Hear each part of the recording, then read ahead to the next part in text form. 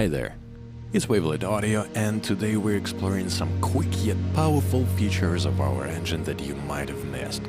Let's get started. Sometimes it's just more convenient to use the sustain articulation to play fast melodies. No need to switch out of sustain mode, and honestly, short articulations might not always give you the tone you want. It's something worth trying, even if it's not obvious at first. People often assume there's a strict rule: short articulations for quick arpeggios, sustain for slow lines. But that's not really the case here. Let's take a look.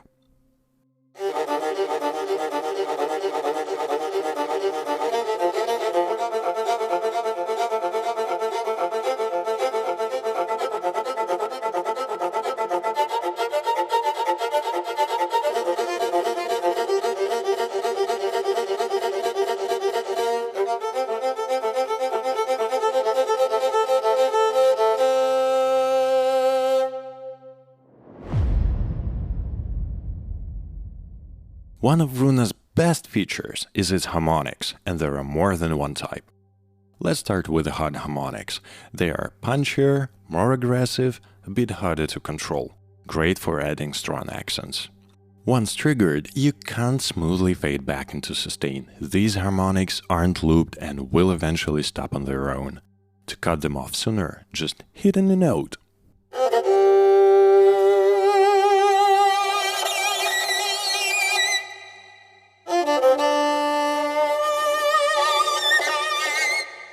The second type of harmonics is normal harmonics. They are more predictable and easier to control. The auto harmonics feature uses this exact type.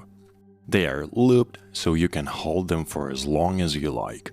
You can switch to them from sustain and back again without stopping the playback.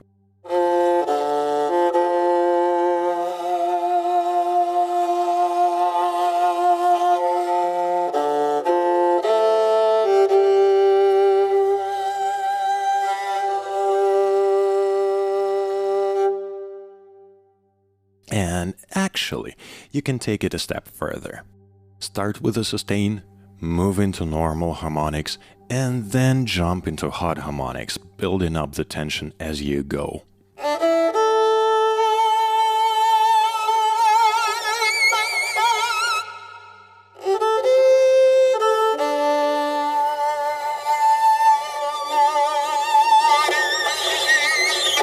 Just a reminder, once you're in hard harmonics, there's no smooth way back.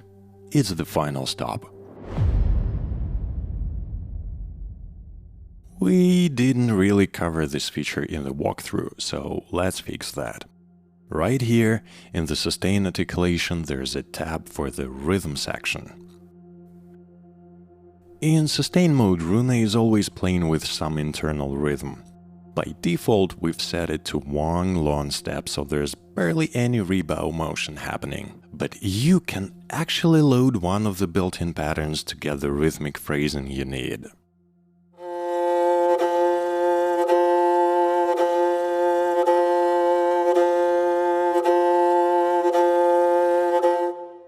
Now I've just loaded a new pattern, but look, when I hit a new note, the rhythm resets and the sequence starts again from the beginning, and sometimes that's just not what we want.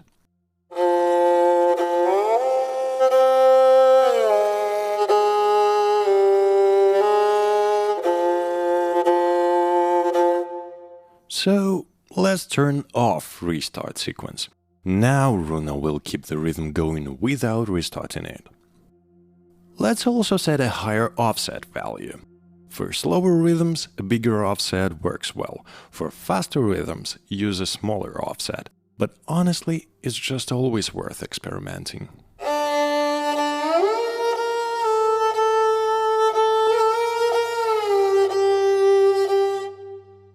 Now I've loaded a really fast pattern and set a smaller rebound offset. I want Runa to follow this rhythm, but there's a catch. Every time I press a new key, the engine triggers an instant legato transition. This can cause difficulties when the rhythm is fast.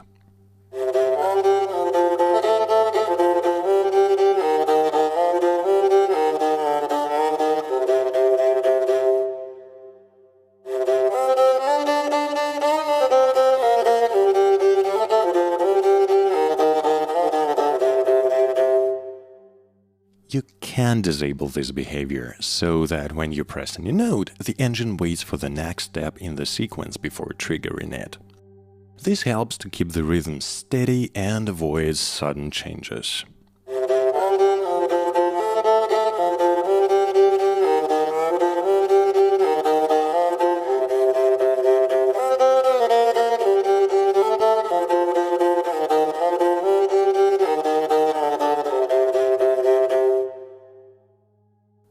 By the way, you can also edit the rhythm yourself. Add triplets, insert new steps, or drop in pauses. Make it as simple or complex as you like.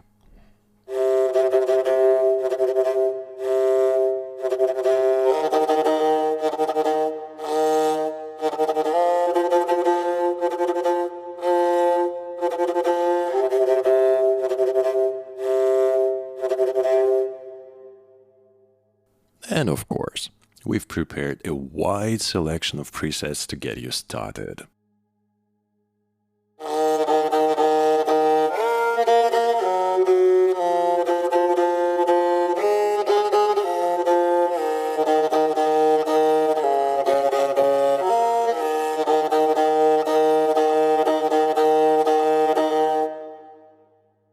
Finally, you'll find an option here to export the rhythm pattern as MIDI.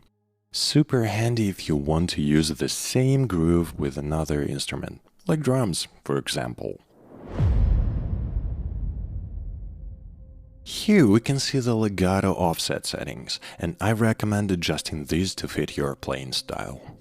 We've set what we think are the best defaults, but please feel free to change them. This offset specifically affects legato transitions when one note overlaps the next. To make legato work right in time, make sure that the notes overlap within the range of this offset. To make things easier, we've labeled the values in both milliseconds and musical divisions. Now, if you place notes perfectly back-to-back without overlapping and the velocity is high enough, the engine will trigger a rebound instead. That's completely fine and works just well. Just keep an eye on these offset settings. And if you want to start a sustain from scratch, make sure there's a small pause between notes. About 30 milliseconds is enough, so the engine knows not to trigger a rebound. Another option is to play a new note with very low velocity to get a slow sustain. Let's take a closer look at the effects. As we said in the walkthrough, there are lots of effects and presets to choose from.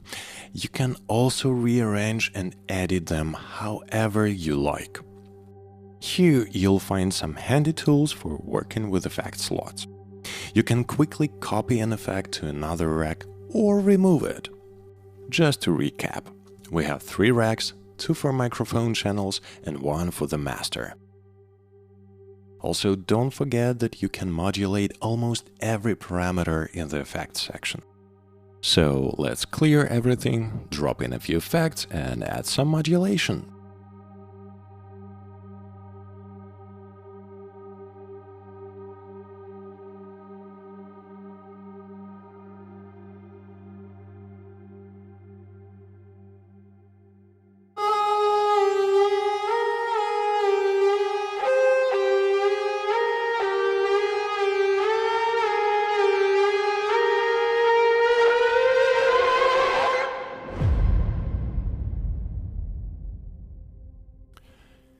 If you pan the microphones far enough, you will see the delay control. This lets you set the timing offset between 2 mics. This is not the same as the double track feature from the short articulations, where round robins are mixed per mic. This is an actual delay between 2 mics, which can create a wider stereo image.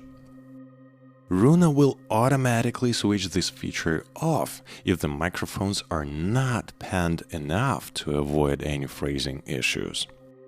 As you can see, the delay is set to -25 milliseconds. To avoid any phase issues, we suggest keeping that value the same or set it to 0 milliseconds. tweaking this value can give you a very interesting stereo character. And in most cases you won't run into any big phase issues, but slight phase shifts or microphone channel imbalances can happen. In this same window, you'll also see the harmonics link switch, but it only appears after you adjust the tune value. This button controls whether the tuning of all harmonics stays in sync with the instrument, so you can choose if harmonics follow the global tuning or leave them with their original tune.